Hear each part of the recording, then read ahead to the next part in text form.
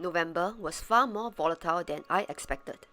At one point, my stock portfolio fell sharply by about 5% as the markets moved in sudden swings.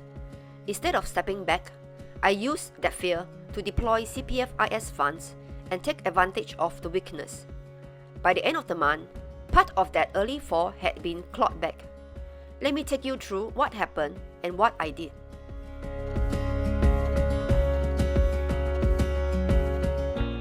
Welcome back to Decumulation Diaries.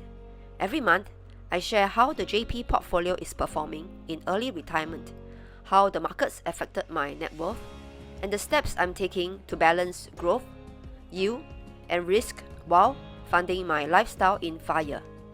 And November was a very different month from October. Before I dive into the portfolio, I wanted to share a quick personal note. I just returned from a short family trip, and it was exactly the reset I needed. Throughout the vacation, there was absolutely no stress. I could be fully present and enjoy each moment, appreciating the nature, the sights, and the simple activities together. Here are some photos from our trip. Can you guess where we went? Type it in the comments below. Moments like these remind me what this FIRE journey is all about. Having the space to slow down, travel without rushing, and return home feeling refreshed. I'm now back with a clearer mind and ready to continue sharing more content on the channel, starting with this November decumulation update. Before we go into the details of the November volatility, let me anchor this update by showing where the JP portfolio stands today relative to my FIRE baseline in March. Since my March baseline of about $2.9 million, the portfolio is now up 13.5%, 8 months into FIRE. November saw a small decline of 0.7% after accounting for my regular expenses.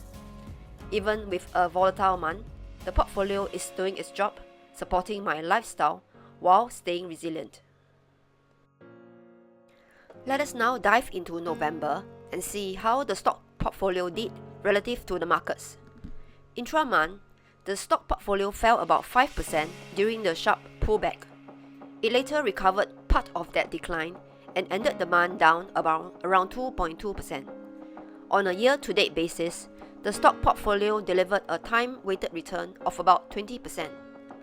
For comparison, the SPY returned 16.6% and the STI index returned 19.4% over the same period. This is just reflecting the price movements of the indices. This month, the US market saw wide swings, with sharp pullback in technology sector due to valuation concerns. Expectations of a December rate cut also faded.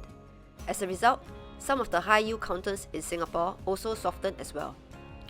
It was one of those months where the daily moves felt large, even if the final number did not look dramatic.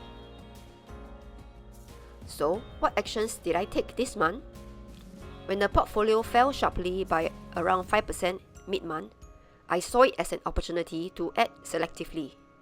I deployed a lump sum amount through CPFIS funds to top up my position in index funds at more attractive valuations. On the US side, I exited a healthcare name and redeployed the funds into existing positions during the correction. I also made a few other switches as I continued building up some new names in the portfolio. Throughout these moves, I kept one guiding principle in mind. In decumulation, any switch or deployment must never compromise the cash flow I need for the year. Growth matters, but stability and liquidity come first. Towards the end of November, I went on my family trip, and the portfolio spent a full week on autopilot, apart from a small switch I made during that period. This experience reinforced a core principle of early retirement. A retirement plan should be simple, robust, and calm enough to function without constant attention. This month was a good reminder of that. Outside the stock portfolio, the rest of the JP portfolio moved modestly. Among my long-term assets, of which CPF is the biggest, the CPF pot dipped 0.3%, mainly from market weakness in CPFIS positions held in Singapore stocks and index funds. As mentioned, I deployed a lump sum in OA funds to top up my index fund positions this month. Moving on to my SRS investments, this pot fell 2.8% due to weakness in technology names and US-focused equity funds held in Endowers and Poems accounts. I manage this pot passively and simply adopt a long-term approach. Next up is my insurance pot, which reflects the cash values of my life and endowment policies.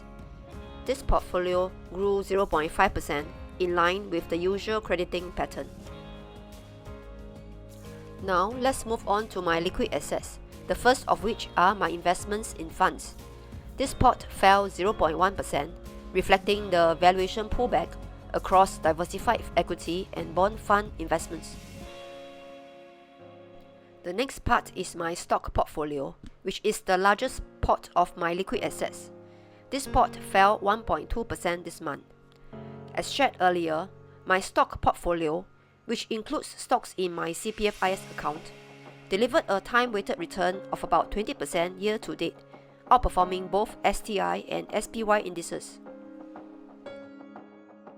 The final pot is my cash account, which grew 0.7% this month, supported by cash dividends from my Singapore holdings, as well as my very first YouTube income, helping to offset my monthly expenses.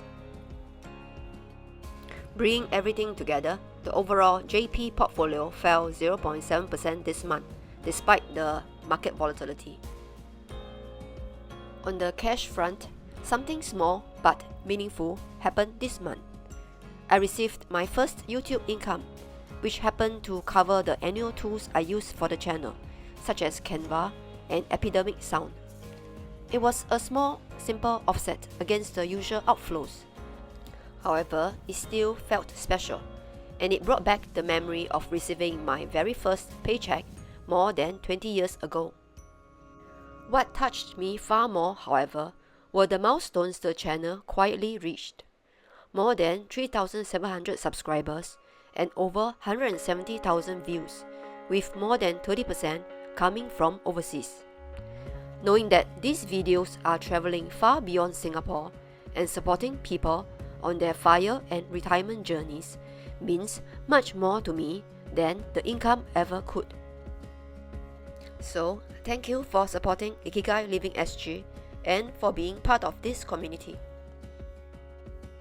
And to sum it all up with a lesson of the month, November reminded me that volatility is normal, even in retirement. Decumulation does not mean doing nothing, but it also does not mean reacting to every move. Having a clear plan, a stable cash buffer, and a balanced structure allowed me to stay calm during the 5% slide and still enjoy a stress-free holiday. Many of you have asked me to share more about how I actually structure my investment portfolio for FIRE. So, I'm working on a dedicated video where I will walk through how I reshape my portfolio this year, review the broad themes I'm invested in that forms the backbone of my portfolio, discuss how I'm planning to prepare my cash flow for 2026 so that my lifestyle stays fully supported. I will also compare my portfolio with the common investor profiles we often see in Singapore. My hope is that my sharing will give you more clarity and confidence as you plan your own path.